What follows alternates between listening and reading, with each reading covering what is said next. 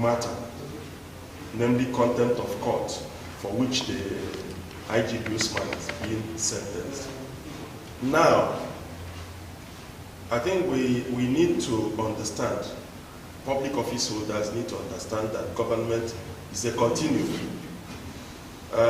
You could be held accountable for what your predecessors did. Some time ago, when I was chairman of a local government, I had to go to the House of Assembly to defend what my predecessors in office did. Jokingly, though I'm a lawyer, of course I know, I'm expected to know, and of course I know, but jokingly I tried to argue that, look, this thing happened even while about the third person before I came was in office. And they said, lawyer, you know better now. We're not talking about Barrister Wong. We're talking about the chairman. The office you're holding. Good. So the person that was sentenced is the Inspector General of Police, that office. Whosoever occupies the seat at that point in time, yes, the ground. Yes, it happened to something near to it almost happened to the EFCC chairman. What is important is that judgment was given in a matter. The court asked, a police officer was relieved of his duty, of his position, and he went to court. The court, after looking at the matter, asked the police to reinstate him and found in his favor for the police also to pay the sum of 10 million naira. Now, the predecessors of that happened, I think, in 2011 or thereabout. Check how many IGPs have passed between that time to now. It wasn't even this administration that was in office at that point in time. They asked him to reinstate the gentleman, pay him 10 million naira, but successive administrations have refused to honor it. Of course, you can always trust the police. That's the type of thing we have with them. But now that it has made news, I'm sure the needful will be done, because even IG Usman has come out to say that he wasn't even aware of. Yes, I'm sure that when that matter commenced, or maybe even when judgment was given, that he hadn't even gotten up to the cadre of Inspector General, whether Assistant Inspector General or Deputy Inspector General. He might have been Commissioner of Police. So, in democracy, before the law, everybody is equal. That's why I use the term a mere Inspector General of Police, an ordinary Inspector General. I didn't say it to disdain the office, no. But that is just to bring out the fact that everybody is equal before the law. Only the president, the vice president, the governor, the deputy governor, those are the only ones that have immunity. Apart from them, every other person is mayor. Whether you are the chief of army staff, you are a mayor chief of army staff. Whether it is you, the moderator, you are a mayor moderator. If it is me, Barrister Wong, it's just mayor Barrister Wong, ordinary Barrister Wong. Every other, the same thing, mayor honorable, mayor ordinary honorable. Even if it's a senator, distinguished senator, once you have fallen foul of the law, you are mayor, you are ordinary. Okay, this is a clearer vision for our viewers and listeners. It is important to know that nobody is above the law, and that's exactly because a lot of people, one of the commentators today said a whole Inspector General of Police. All right, nobody is above the law. Honorable. A square peg in a square hole. He's a lawyer, just a trader. And then, said by B2B. So he has. Most traders are functioning better than some professors these days. You cannot say the professor is yet to exhaust his tenure. You will judge him at the end. At the expiration of his time. Yes, at the end of all right, even as a layman in the field of law. Yeah, he has been a lawmaker. Yes. And then you've been a lawmaker. So I want your input on this. Yes, no. Well, to the best of my knowledge, is a Nigerian term. My advice to those of them that are judicial officers and legal practitioners is to please encourage us to be law abiding, to be, to respect the law. To trust the judiciary. What is going on now to me is they're trying to ridicule the excuse me, the judiciary. All these committing to prison, the EFCC chairman, the IGP, and all that. And at the end of the day, nothing happens. It becomes a beer parlor discussion. This man was, they said last week the EFCC chairman was sent to jail, and he became today I understand where the man they just exactly what the IG is saying today, that this thing happened even when he few years when he joined the police. So the EFCC chairman also told us something. If these things are not implementable, there is no point making it an academic exercise. They should make the judiciary tick. They should make the man walking there in the streets afraid of, contravening the law. Because it will become a tradition. Honorable Tony, sir, I think I now need to further enlighten us. Okay, yeah, that's why I say there's comparing as well.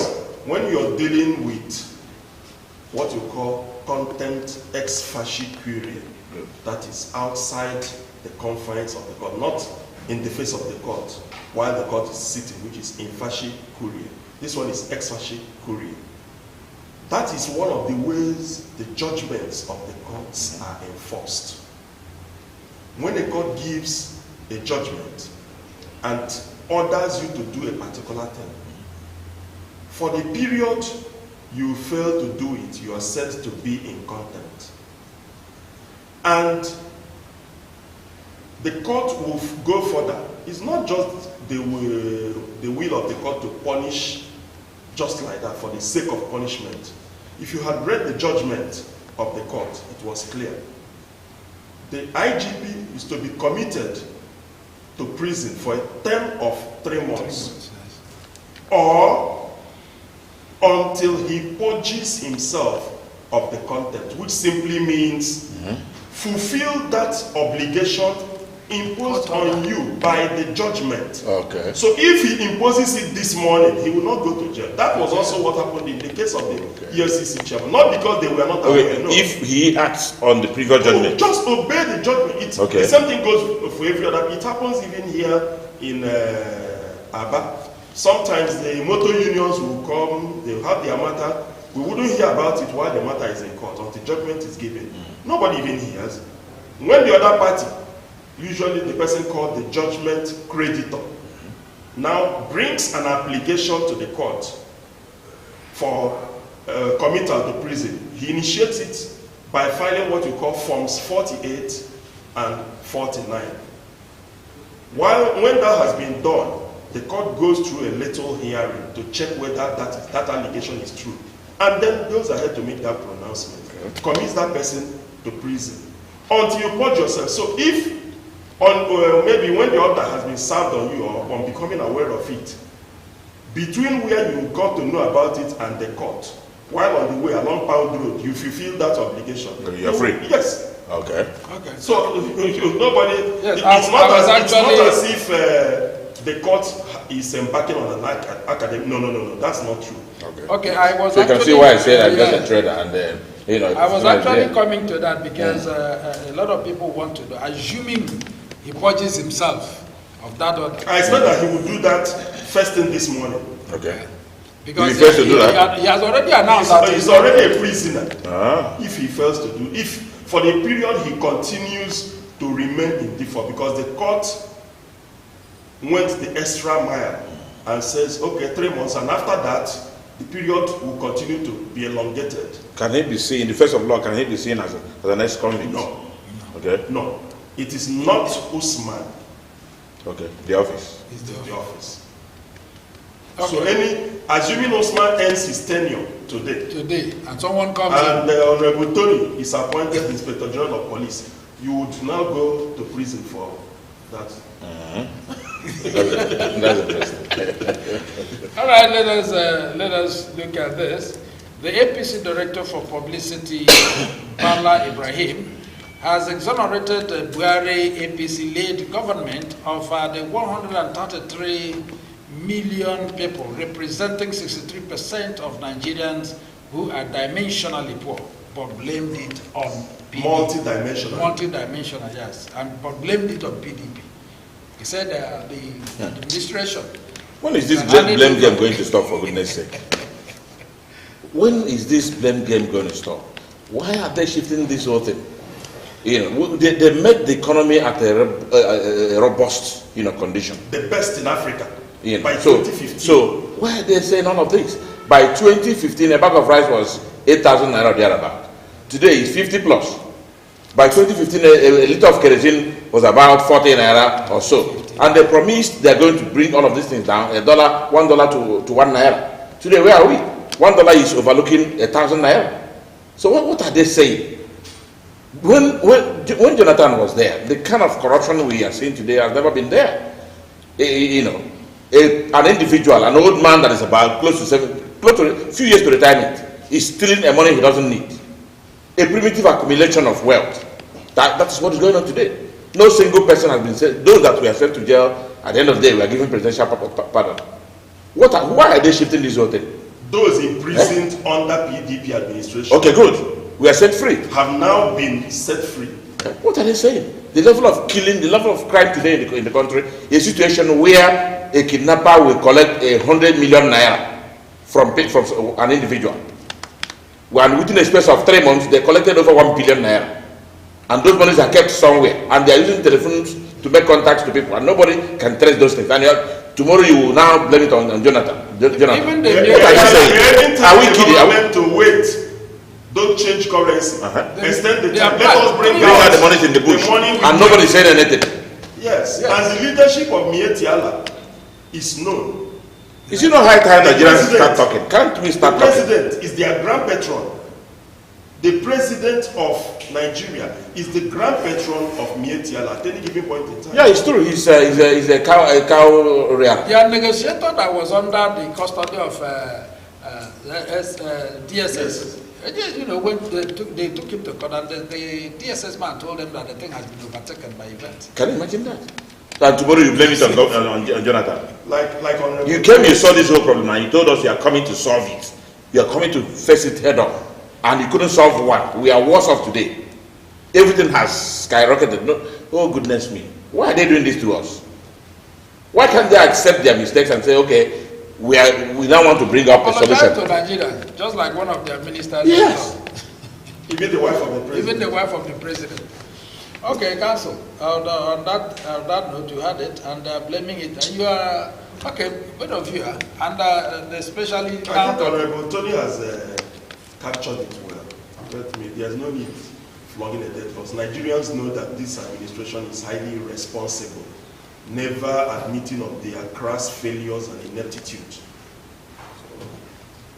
All right, the federal government, this is coming from the CBN government, that the federal government have been borrowing from the CBN through ways and means advances.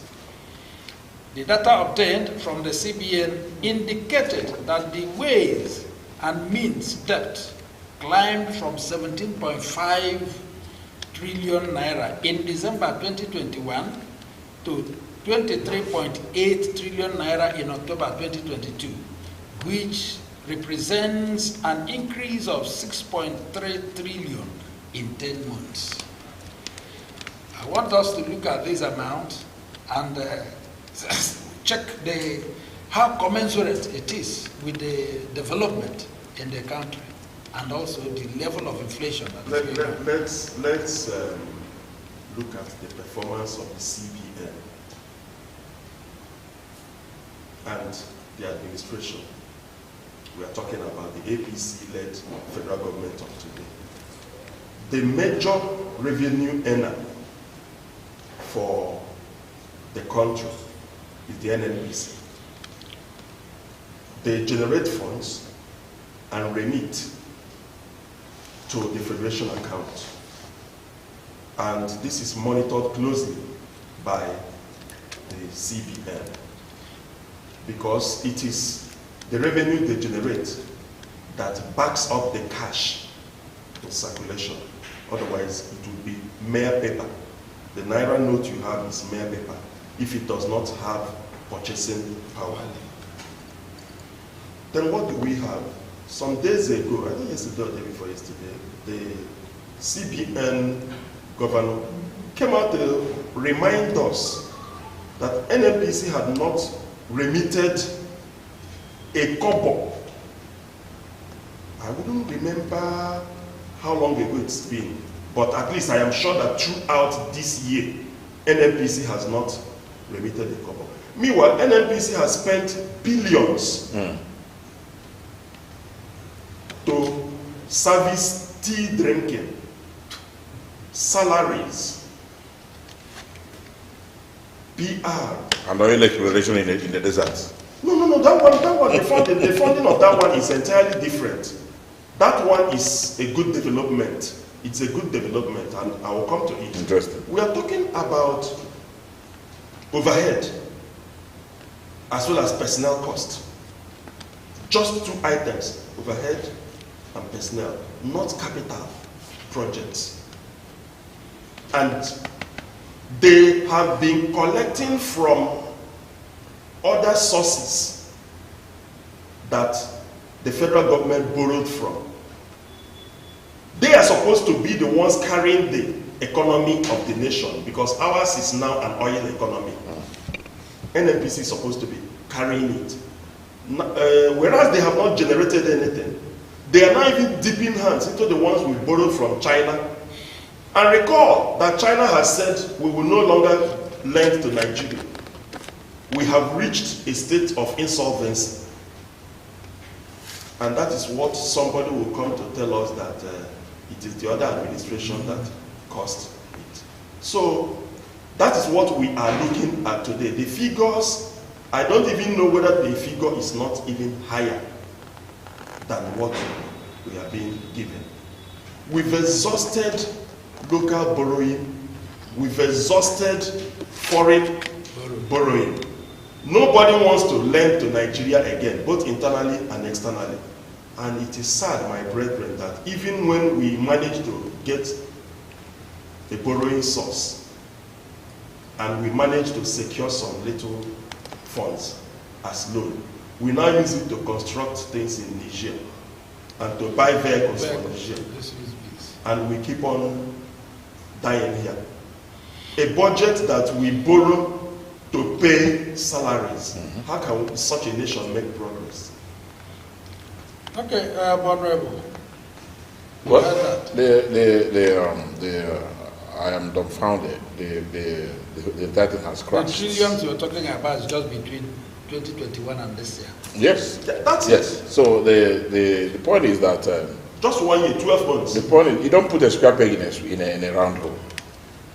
Buhari came in and bogus promises. Gave us, promised us heaven and earth. And when I saw the signal, I saw that failure signal when he formed his economic team. The head of that economic team is a lawyer. Even though they say they are educated, they are learned, they know everything. But you have to put a square peg in a square hole, a round peg in a round hole. If you look at his Federal Legislative Council ministers and all that, there's no how you can use somebody who is a journalist to be the Minister for Education, while we have quantum of professors out there who are knowledgeable enough. There's no how you can use a lawyer to be a minister of agriculture or health and stuff like that. It happened in this state. That is when this whole thing started getting bad. No, I don't. So you can imagine. The lawyer who was a excuse me. You can imagine. Everybody say farmer, and he did, and that was about the best commissioner for agriculture. Yeah, he did do well there, but so that week. Yes, actually, he did. that was the best. Well. I was there last week. With all fairness Before to he the job. came as commissioner for agriculture, that place was in and Tomatis. since he left, Yes, I was there left. last week, and the place was like a dead zone, was like a cemetery. Tell me, just last week. When he was commissioner for agriculture, when the lawyer was commissioner for agriculture, Yeah. I'm talking about Right Honorable Azubi. Yeah. Everybody was not envying the Ministry of Agriculture. It's true. Everyone wanted to be a commissioner for agriculture. You know, he left out. So are you withdrawing what you said? I'm not withdrawing, but most times. He didn't talk about agriculture. Yes, I'm not. Specialized. You said a lawyer becoming. Yes, I'm trying to talk about agriculture. No. He didn't talk about agriculture. He mentioned health. Yes, you know. He mentioned health. So what I'm saying. Administrator Yes. can fit into anywhere. Yes, I know, but there are some professional, areas they cannot fit in. You can't use a lawyer to be the minister of health. At all. It's quite, So, academic bastardization. So when even the bureaucrats has been politicized, that is when we started having problems. A CBN governor who should be very neutral, stay aloof, stay out of politics. At the time was pasting posters and wants to be president of Nigeria. What else? And nobody said anything. That's the thing. So we are just in a mess. Buhari's APC has thrown us into a dungeon of crisis, and I don't know how we're going to come out of it. And some other person is somewhere claiming it is his right and coming also from that same platform. It depends on Nigerians. It is out there. Nigerians are out there. They have to decide. If by 2023 we get it wrong, oh my goodness. Thank God I have my passport in my pocket. So. All right. The National Association of Nigerian Students, NANS, Northwest Chapter, on Tuesday issued a 2-day ultimatum to the wife of the president, Aisha Buhari, to release Amin Adamu. Amin Adamu is a final year student of the Federal University, Dose, in Jigawa State, who on the 9th of June 2022 tweeted a photo of Mrs. Buhari and captioned it in Hausa, translated to mean, Mama is enjoying the poor people's money. And then, after just early this month, the Aisha ordered for his arrest and is in custody. The NANS now have issued an ultimatum for the guy to be released immediately. And that's like I would also always say, available only in Nigeria. The office of the wife of whosoever at every level has become so powerful since after Miriam Babangida. Yeah. That was the person that opened their eyes. They do not contest the election. Whenever their husbands become anything, they become more powerful and more arrogant than the persons we elected. Recall also that we even had a trip or a proposal for a trip by wives of chancellors of universities that caused problem some couple of months ago, you recall. Now you have Army Officers Wives Association, Police Wives Association, Legislators' Wives, Everybody Wives Association, Barristers' Wives Association, Barristers' Wives Association, and so on and so forth. However, I stand to be corrected. We do not have wives of lawyers association. Okay. No, we don't have that because we are very reasonable. We are very reasonable, and we know it may be in the pipeline. It has never been in the that pipeline will burst before it starts. So what point am I trying to make? Yes, even when Miriam Babangida was in office, many times, you remember the Gloria Okon saga? Yeah. It also involved her. So they try to become more powerful than their husbands. I claimed our brother's life. One would ask, under what authority would the wife of a chief executive in Nigeria order for the arrest of a quick reminder, Council. Also remember when this Buhari came into power, he said there is nothing like First Lady. Exactly. Because it's not constitutional. He said so. But like my friend and brother, Honorable Tony, observed, every promise made by Buhari has turned out to be bogus, has turned out to be fallacious, non-implemented, nothing. It has, virtually everything has been the other way, the opposite way. Yeah. All the promises they made, you hold him to it, he will say, sorry, I wasn't the one. It's either he wasn't aware or that he wasn't the one that made the promise, it was his party. So go and hold the party responsible.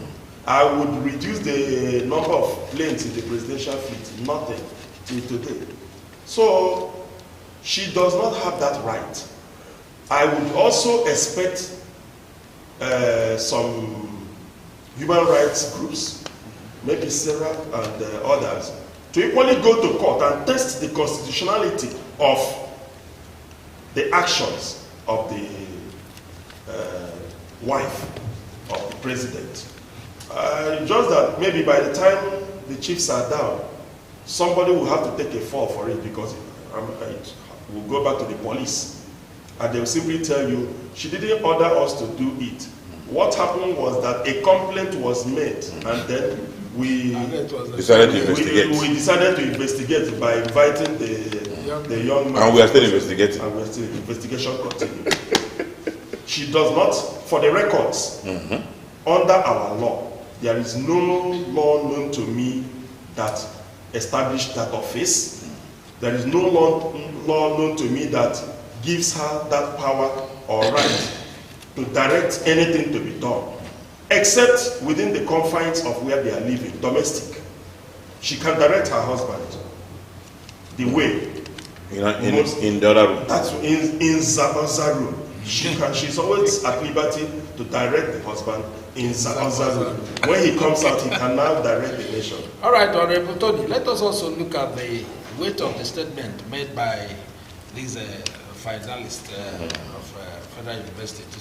What? You know, do we see it? Is it because he said he didn't just say Nigerians' money, but said the poor people's money in Nigeria?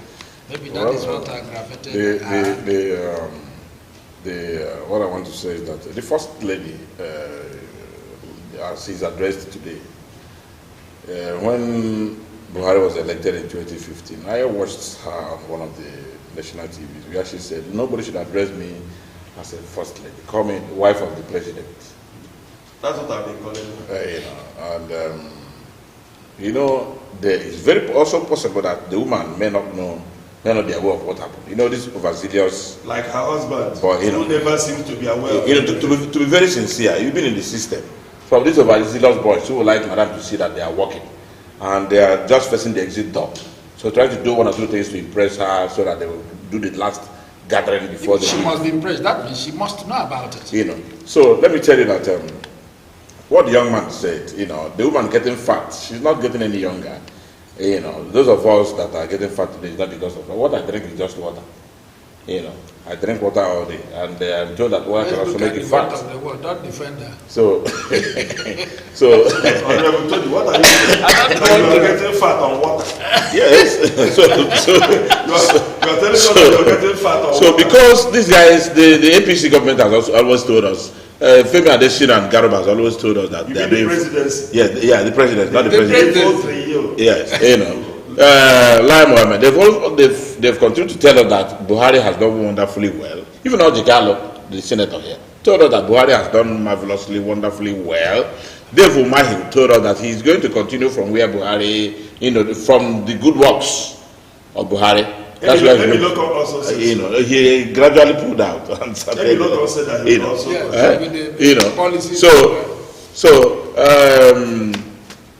the young man who wrote that and said that woman is getting fatter, because she's eating poor people's money. I don't support cyber bullying. Probably she doesn't know, he doesn't know the implication of, the tenets of the law. It's not cyber bullying. The woman, that thing, she may have, if she's awake, she may have gotten it from, probably she was in a bad mood when that thing came, and his boys saw his boys. She didn't give any instruction. I want to defend her from from here. That the Aisha I know, who has always come out to apologize to Nigerians on the failures of his husband and all that, the government of APC and all that, cannot and will not and will never order for a young man who is in his final year exams in the university to be arrested over those just ordinary, what I can describe as jesting. Those overzealous boys just saw her body language and decided to swing into action. So she also uses body language like the husband. Maybe her elbow was talking. You can see the woman, looking very robust. Not, age also can also make you the natural obesity. can also make you get fat. Yes, the middle age spread. Stuff like that. So, but I want to use this platform to appeal to her. She's a mother, and maybe she knows what it means because her children went through the process of, the 4 walls of the university and all that. So, look anyway. So she knows what it means for a final year student to miss her final year exam. So let's collectively appeal to her to tell his boys. I don't want to say they're overzealous, but they saw her body language. So she read the thing and her face changed.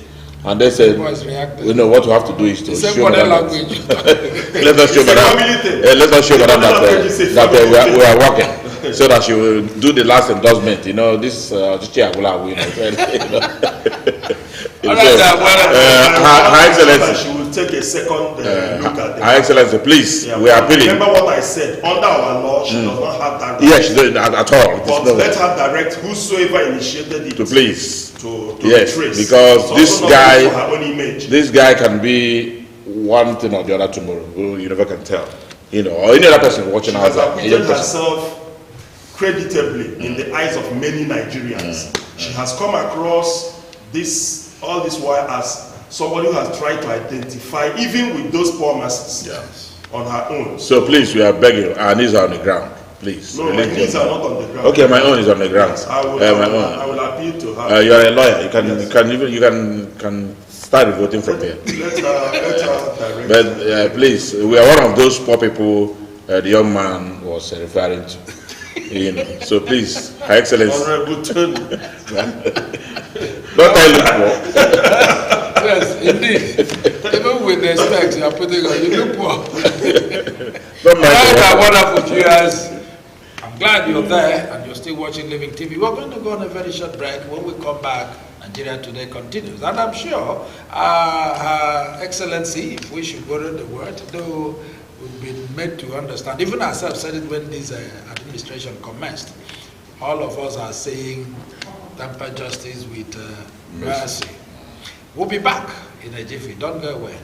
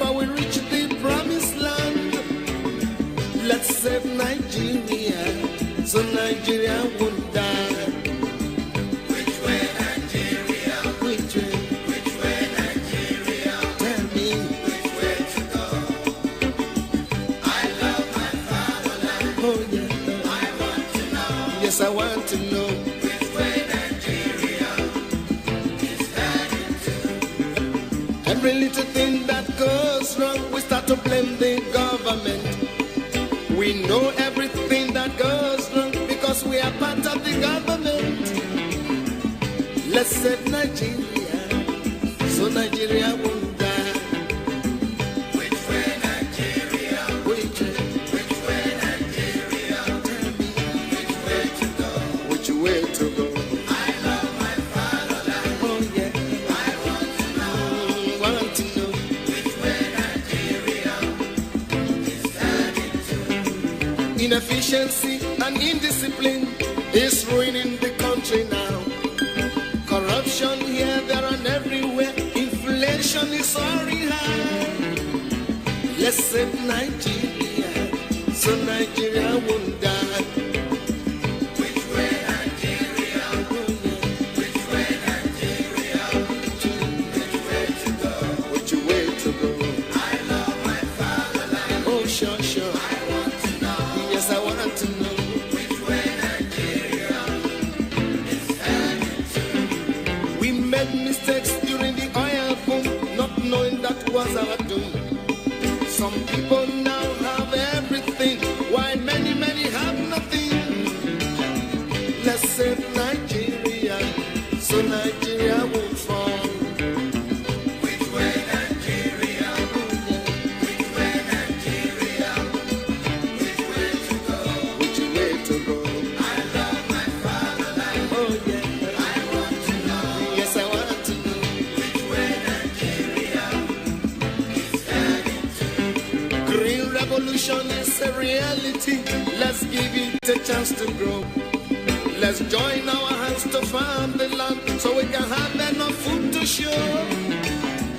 Let's save Nigeria, so Nigeria won't die. Which way Nigeria? Which way Nigeria? Which way to go? Way to go? I love my fatherland. Oh sure. I want to know. Yes, I want to know. Which way Nigeria is heading to. Our ambition to be millionaires is running the country down.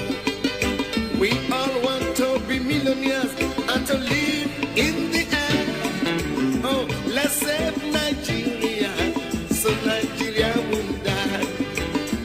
Which way Nigeria? Which way Nigeria?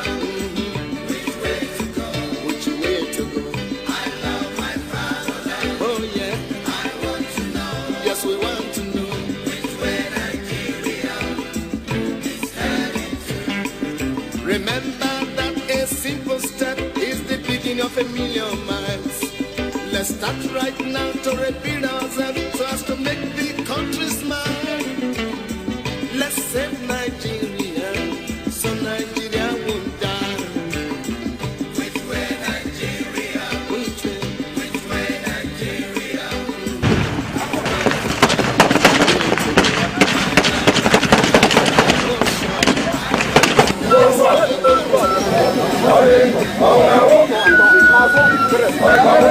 Heaven and earth will pass away. It is written in the book of God. The good people will surely find their ways, and the meek will inherit the world. Let's save Nigeria, so Nigeria won't fall. Which way Nigeria? Which way Nigeria? Which way to go? Which way to go? I love my fatherland. Oh yeah, I want to know. We want to know. Which way Nigeria is heading to. Which way Nigeria? Which way? Allow me to enjoy myself. I love you. Oh, yeah. Have you heard that Living Television, the latest satellite station on SatView channel, is received all over Nigeria and Africa? You can watch Living Television on every free-to-air HD decoder, including Strong HD and CSAT HD. Why keep paying for monthly subscriptions when you can have fun for free? With Living Television, you can watch lots of wrestling, football, documentaries, and Nigerian films, including discussions and debates on current Nigeria issues. Watch free live matches on La Liga Spain come Serie A, Italy American Bundesliga, German League One, and French matches on over 80 premium channels. Wow! You can also sponsor your programs such as live church services and crusades, political rallies, burial and wedding ceremonies, promotional interviews, announcements, advertisements, documentaries, and commercials. We are situated at number 1 Judges Street off Ikorebane Road, Aba, Abia State. For further enquiries, call 0805 367 3900. Signed, Management.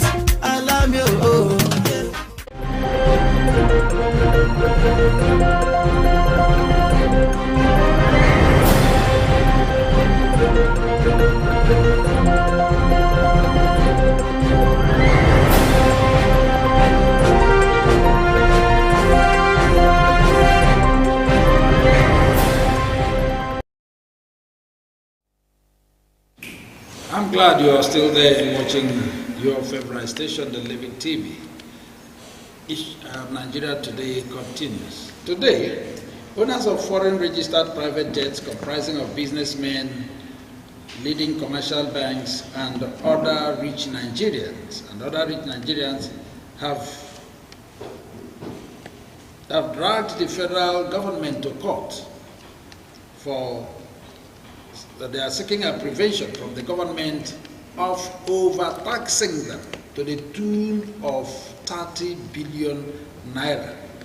And they said this amount is outrageous, and they have dragged the federal government to court. A man who owns a private jet, and with all of them, and they are charged about 30 billion naira, and they are dragging the federal government to court. Council. Yes, I am aware that this is not the first time this complaint is coming. It's not just private jet owners. I am yet to see which aspect or facet or sector of the Nigerian economy that is not being subjected to various forms of double taxation, multiple taxations, at all levels. None. I'm not exonerating any tier of government. Even in the market, what they call toll. Today they are paying this, tomorrow economic toll, market toll, all kinds of things are being paid. The unfortunate aspect is that for the aviation industry, all these taxes now get translated to the domain of the passenger, the end user. He pays. For those of them who are unable to continue fleecing the passengers, some of them have folded up. We have various airlines that have folded up, some suspended operations. Aero keeps ailing on and off. Arik, the same thing. Dana just came back, I think either early this week or last week. All they need to do is just to accuse them that they of unsafe operations, that they are carrying out unsafe operations. You ground them, you start auditing them, and so on and so forth. I think that the airlines are making a lot of money. Yes, there's no doubt about that. But at the same time, rather than encourage them, government is dealing with them. They should be encouraged to equally make it easier for the passengers. They are not making it easier for the passengers at all. Considering that they are even doing the Nigerian state a favor, because we do not have a national carrier. We don't have our own airline. Some will argue that it is not the business of government to be in business. Yes. However, nothing stops the government from registering an airline and issue a concession as a franchise to a body capable of handling it. At least that name, that logo, will remain there officially. I'm also aware that... Like the then Nigerian Airways. Yes. I'm also aware that the airline operators have complained, apart from parking fees, which is said to be one of the highest in the world anywhere, that aviation kerosene, which they are using for their operations, they are buying at exorbitant prices from the marketers. they have on several occasions appealed to the government and said, look, if we can raise billions to buy airline, what is importation of kerosene, aviation kerosene, that we cannot undertake? Grant us the license, and the government says, no, I will not allow you to import the fuel you are going to use. It's a special kind of fuel, strictly for the aviation industry. So, since the government is not running any airline, it's not in competition with anybody, why not allow the people doing it? Give it as a concession to them. That's one area. Give them terms and conditions, and then let them import their own aviation kerosene, reduce the parking fees, take out some of these unnecessary multiple and double taxations that are being translated to us, the flyers. And I think the price of the ticket will come down. That is about the safest means of transportation today. Somebody will ask you from Aba to Abuja, how much? You say, well, if it's to fly, about 80,000 naira. That's by air, it's 80,000 naira. By road, it's between 2 million to 10 million, depending on your kidnapping value. Okay. Now, I think if you had they could pick you up, Krugi, on the way. You go to the motor park and get Apoka and pay less than 10,000 to take you to Abuja. On the way, they will cruiser all of you, and then the negotiation will start. So by road, it's more expensive. By air, it's safer, 80,000 cheaper. If you're talking about by road, also remember when you are dropped at the airport, you have to pick a taxi.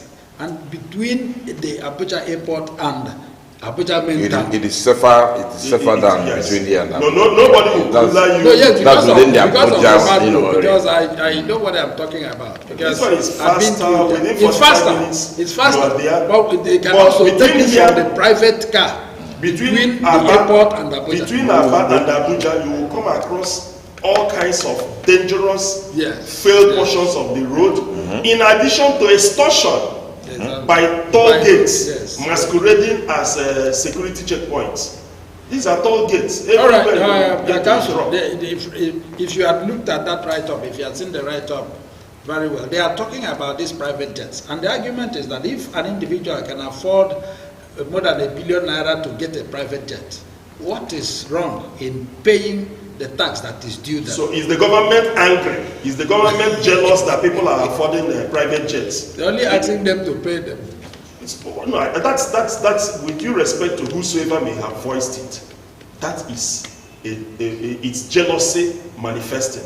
That is meanness and wickedness. That because somebody, I don't own one. I don't own a private jet. So I'm not speaking because I'm involved. No, I am not involved. But for God's sake, do something across board.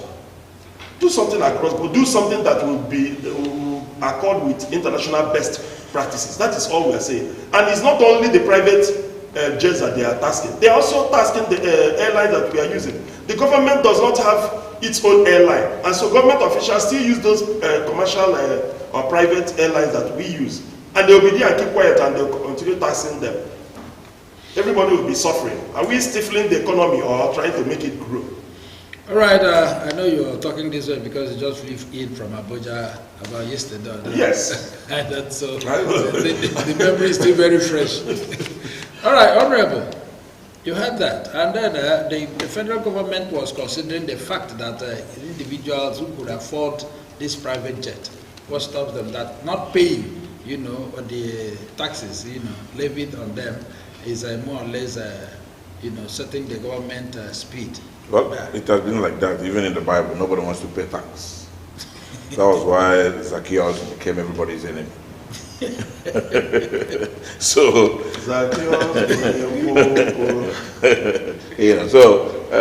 nobody wants to spend money actually. Just like what you raised earlier, if they can afford such money to afford to purchase a private jet. What I don't support is double taxation and multiple taxation. They have to pay. If it is considerate. They have to pay tax because had they been, we don't have oil here. In certain climes where they don't have even a drop of kerosene, Korea, Norway, those cold land, you know, what the tax evasion is a punishable offense, a prisonable offense. So what I want to say is that government should give it a human face. But I want to say that if they can afford to, if you can afford to own a private jet, please pay the tax. If you are fed up, if it is only the tax that is disturbing you, sell it and come back to our constituency, the constituency of the complainants. Come back here and join us. You are already a bourgeois. Why are you complaining like a poor man? You know, you don't belong here. You are there. So just keep quiet and organize. That's the federal government's argument. You know, so you're equal to the task. Like the point he made, if it is reasonable, I said something about international best practices. Yeah. Let it be commensurate with let it not be exploitative. Yes. But, don't get angry because the people are able to afford jet. That's wickedness. All right, terrorists invaded the family house of a divisional police officer for Dose, Divisional Police Katsina State Police Command, and killed the mother of the DPO and his brother. Security consultant.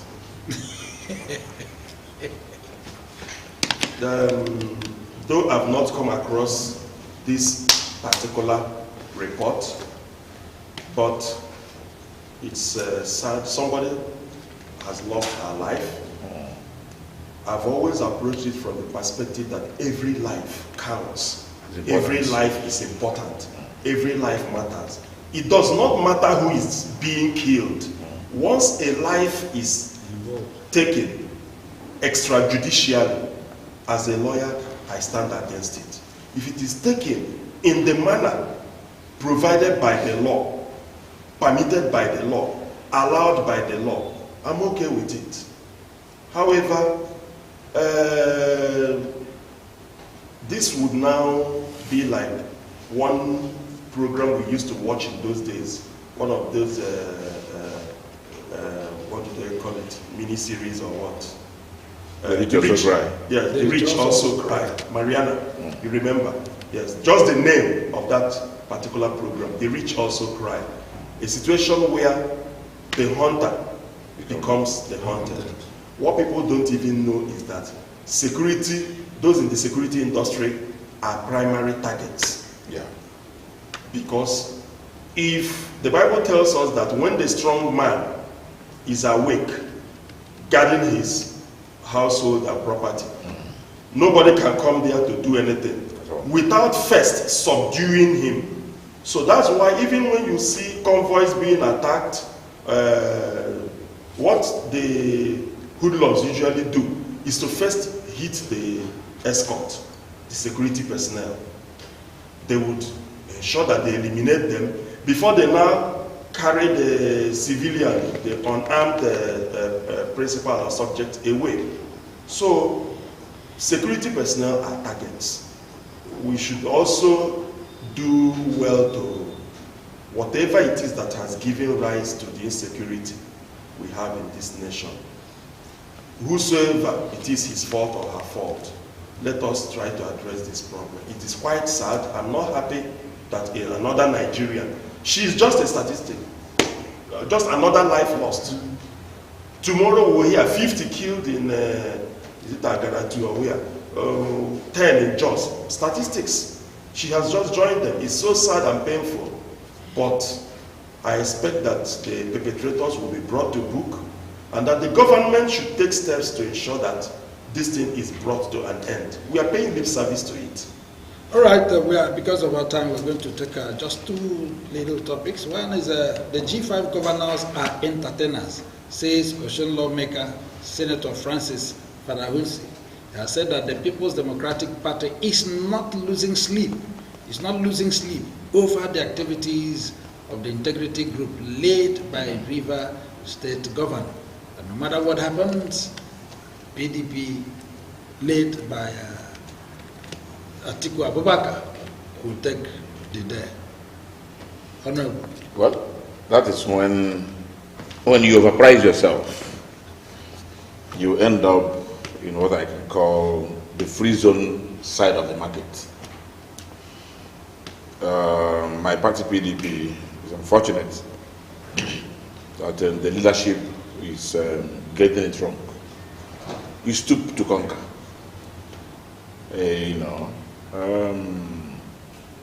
Obasanjo became president.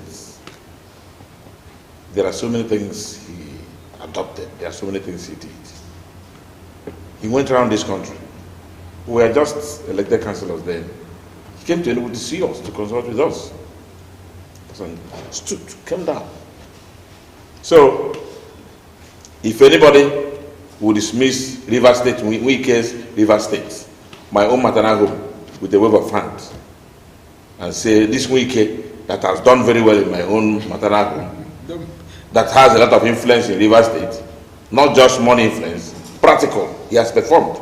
For the first time in my life, I drove on a third road to my mother's village. Just last year, early this year. And somebody will tell me that people in that village will not believe Wike. My brother, that person, sorry is his name. He's not just talking about Wike, he's talking about the five. He's the leader. Five of the government. He's the leader and he has a lot of influence on them. Yes, Wike personifies them. Excuse me. And Yes. most times when Wike talks, They follow. It's like a court. he's And, like it's no longer a G5 thing. It is now They're broadened going it. to It's now G7 integrity. They're going to So all men of integrity in this country has killed it. Have they added the Ebony has been He applied. filling inside application Yes, form. he has been Application filling. form. But we expanded it to And the integrity group. So men of integrity like me, and I know you, and I know, my lawyer,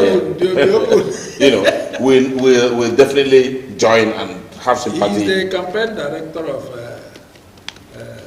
Atiku. Okay.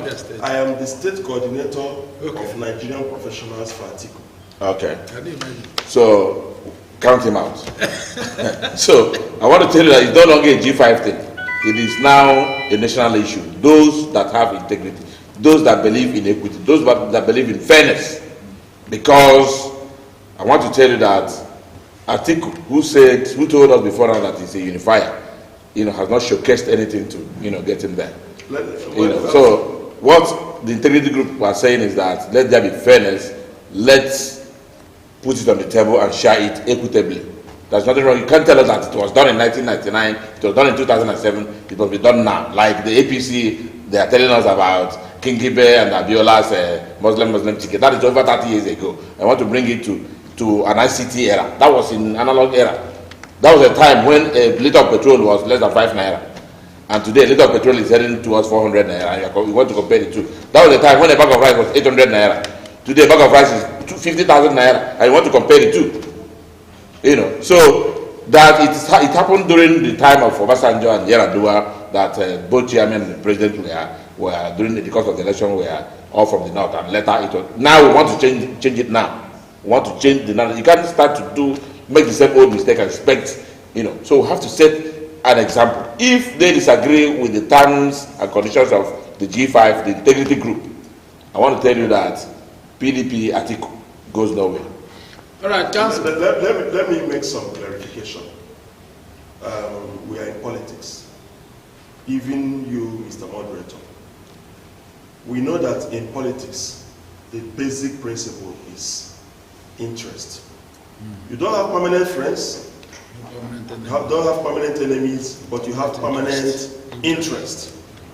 I am also privy to the fact that behind the scenes, a lot of negotiations are going on. Yeah. Okay. Initially, I had thought that it was just about the chairmanship of the PDP alone. However, I have been enlightened and come to a realization that it is beyond just who sits as chairman of the PDP as a political party. There are other things involved, and those negotiations are going on. I have always said it here that don't kill yourself because of any politician. I know and I believe that between now to end of the year, maybe first, second week, latest of January, that some of those gray areas would have been ironed out. When people are already of opinion. Sorry, let me, I'm coming.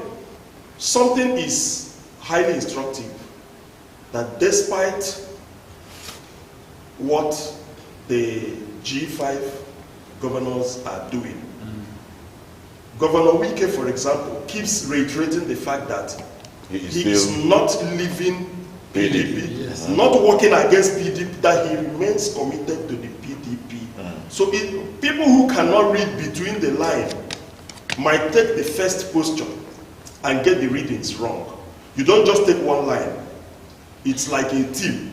Take everything together. And I am confident that this issue will be sorted out, it will be resolved. Okay, for a highly exalted person like a senator of the Federal Republic of that same PDP family coming out to call the G5 entertainers that should join the League of Comedians in Nigeria, is that not going to even aggravate the? Can imagine that the anger of the G5? No. You see, the young ones will tell you, I think when you are for those of us who are native men, I'm a mixture of both Ajebo and native. We grew up partly in the village. When you are trying to extract palm oil from the palm fruits, it takes a long process. During that period, anything that is edible coming your way, you eat snacks or whatever. So this is all part of the politicking. All right. From the other side, they've even made similar, cast similar aspersions on the Atiku camp.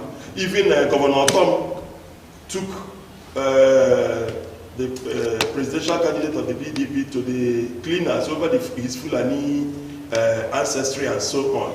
Yeah. So like I said, if you do not understand, you could be misled. Well, we'll keep waiting. I know this morning we can announce that very soon the River State will announce who they are going to support in the presidential election. That was the announcement this morning. Having said that, the last but not the least for today, the spokesperson of APC Presidential Campaign Council, Festus Kayamo, has said one of the conditions which his party will accept a debate with the Labour Party flag bearer Peter Obi is only when he presents his manifesto. That they are not ready to come on any debate or general debate with Obi because they don't know his manifesto and they cannot withstand any debate that involves him. Council. If any person is clowning, I think it is Festus Kayamo. He has always been clowning. He hasn't stopped it. He's still doing so. For God's sake, you are there to market your own side. Tell us how you will go about your own. Exactly. If the Labour Party candidate refuses to bring his manifesto, I don't know what business. Be your own advantage. Yes. Yeah. During the debate, that should even be a plus for you. You leverage on it and say, this man has been telling us nonsense. He has not given us any manifesto. So he's just talking out of the blues. The truth of the matter, you and I know that and the debate is not going to be between Emi Loko and Peter Obi. By Emi Loko, sorry, I mean, what is his name? It's my turn. So it would be a debate of the presidential candidates, at least the foremost four that we know about. It would be a debate involving them. And we know that for some time now, the presidential candidate of the APC has not done so well in terms of speaking in public. while addressing people or even making mere comments, he would derail, veer off the tangent, go and we have. I wish that we could have seen some of those clips. Funny clips. So the entertainer or entertainers have been the APC people. They've been entertaining people. Even school kids have come up with dancing, versions of the APC candidate